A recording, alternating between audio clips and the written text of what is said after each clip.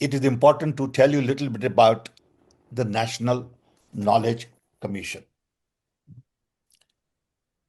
Unfortunately, very few people know about this document.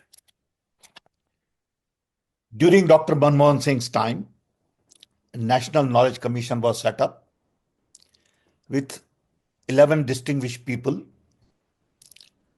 who worked for 3 years with 2,000 people in India. And they are all listed in the document. It was important to spend 3 years on Knowledge Commission because we all believed that higher education is a very complex subject and cannot be seen in isolation. It has to be seen in terms of environment, ecosystem, institutions, access, content, context, research, and it has roots in school and childhood education. On top of that, science is also a very complex subject because there are many branches: pure science, applied science, bioscience, material science, political science, social science, economy. And all of these things are again interrelated. So you need multidisciplinary approach to education. We strongly believe that without science, there is no future. Whatever progress we have made in the last 100 years, which has been phenomenal, is all because of science and technology, innovations, entrepreneurship, research. And in search of truth, we have been able to find new solutions to challenges we are all faced with. And all of these things have direct connection with higher education. So when we looked at higher education, we basically came to a very simple conclusion that there are three main challenges. One, equity. We have to make sure that the poorest of the poor can get good education in the best institutions possible. Two, expansion. Then we had only 14% of people who could go to higher education. We want that number to be 40%. Now I believe we are over 25% or close to 30%. And third, excellence. So equity, expansion, and excellence are the three fundamental challenges. So when we looked at education, we decided to really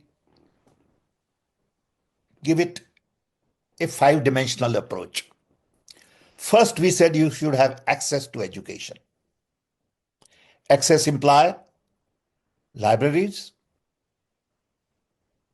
electronic knowledge network, affirmative action programs,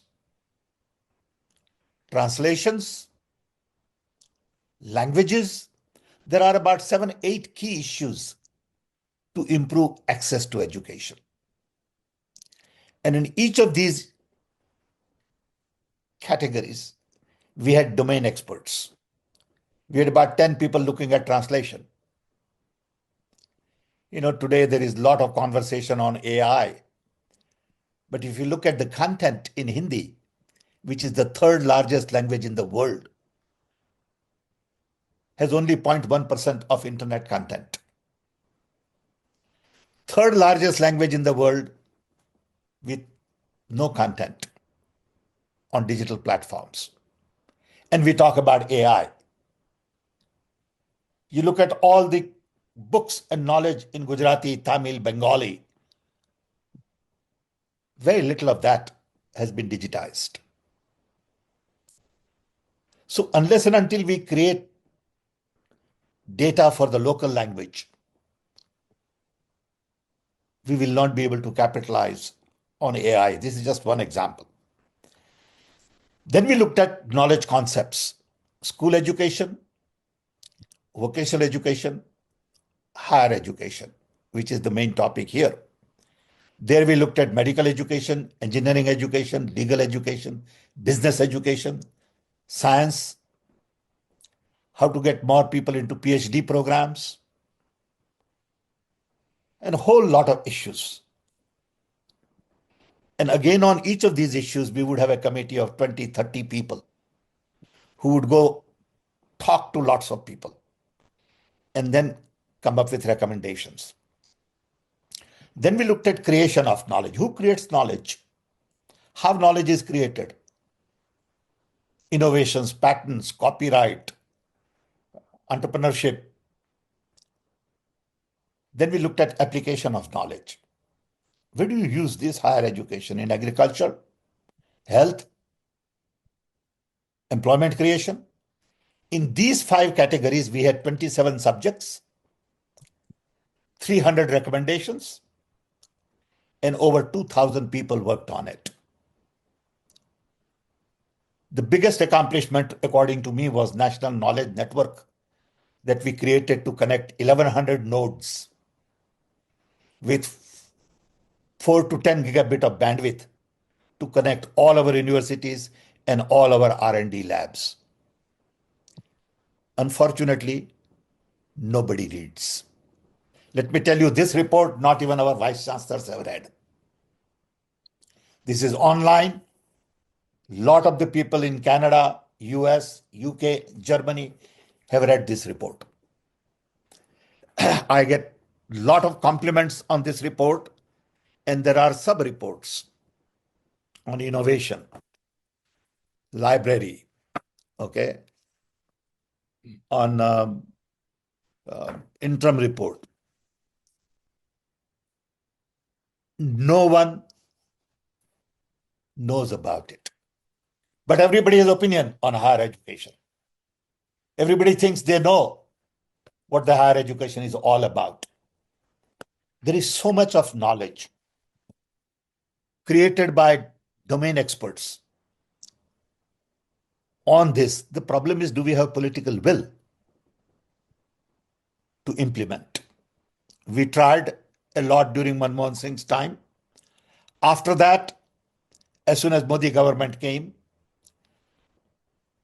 they abolished National Innovation Council. They took a different path from the National Knowledge Commission report, and everything got put on the back burner. There was no resistance from students. Students have never read National Knowledge Commission report, never took stand on it. So in India, everybody knows what the problem is. Everybody also knows what the solution is. Where are the courageous people to fight the system and go get it done? So my purpose of talking to you today was to request with folded hand that please read report of the National Knowledge Commission. It may take you a month to read if you are really interested. It is a gem of a document, not because we did it, but because 2,000 dedicated professionals, scientists, teachers, vice chancellors, and others contributed to various different segments, and we basically put it together. This report has all the answers you are looking for. May not be 100%, but at least more than 70%. So whenever somebody talks about higher education in India, I tell them, have you read the report of the Knowledge Commission? If you haven't, I cannot have conversation with you. because you don't appreciate the fundamental work that has gone into it. And these were very distinguished people, mathematicians, Balram, the head of the Bangalore Institute of the Indian Institute of Science, Dr. Ashok Ganguly, Nandan Nilekani. Okay, they were all there and spent 3 full years. Nobody knows. Vice chancellors of the universities have not read this report. How could I be a vice chancellor of a university in India, get government funding, and not read the report that government has funded? But that's the India we live in. This report is almost 15 years old now, or maybe 20 years old. Things have changed. You look at the implication of AI on education. To me, AI is going to transform education completely because I don't need to know the facts. I can find facts. So if I can find facts, what do I do in education? If AI can write my essay, AI can answer all my questions, why do I need to go to college? Why do I need to study? So there are two fundamental challenges going forward. One, how do I make student a self-learner? Teachers are trained to deliver lectures. Teachers are not trained to be mentor. And I want teachers to be mentors. I don't need them to give lectures. Because what are they doing? They're giving facts. I can go to AI and find all the facts. What do I do with the facts? How do I use these facts to really create opportunities, applications, generate wealth for the community, family, nation? And unless and until I make children understand that you got to be a self-learner, learning is a lifelong profession. I'm 83 years old and I learn every day. I read new things and then I realize how little I know about everything, even my own expertise in IT and telecom. I know very little because there is so much to know. So unless and until I gear our education to make every person a self-learner and use AI tools of tomorrow to find facts, I'm not transforming education. The way we are thinking of education today is obsolete. Today's education cannot be seen in terms of linear trajectory. It has to be seen in terms of non-linear path going forward. And that is the challenge. I don't think enough people are thinking about it. Education, higher education is a challenge not only in India, but all over the world. Education has become too expensive. It is elitist and it has to change. It can only change if we transform our thinking. Why does it take 4 years to get a degree? Who decided that? Why should I follow that? Why does it take 2 years to get a master's? I'm not willing to accept that. So unless and until we question fundamentals of education, saying education is all about empowering human being, it's all about redefining myself. I'm a son of a carpenter. When I studied physics and electronics and IT and telecom, my identity changed. My profession changed. My thinking changed. My business changed. My earning capacity changed.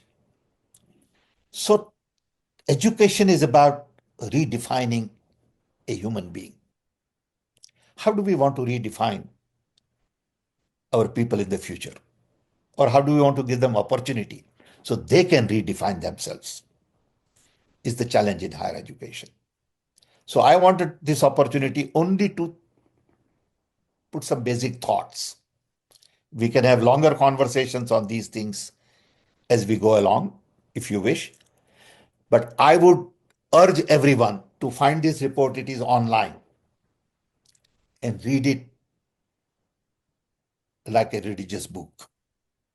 Then you will understand what higher education is all about. And again, this is not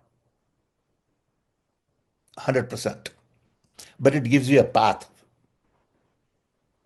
to take.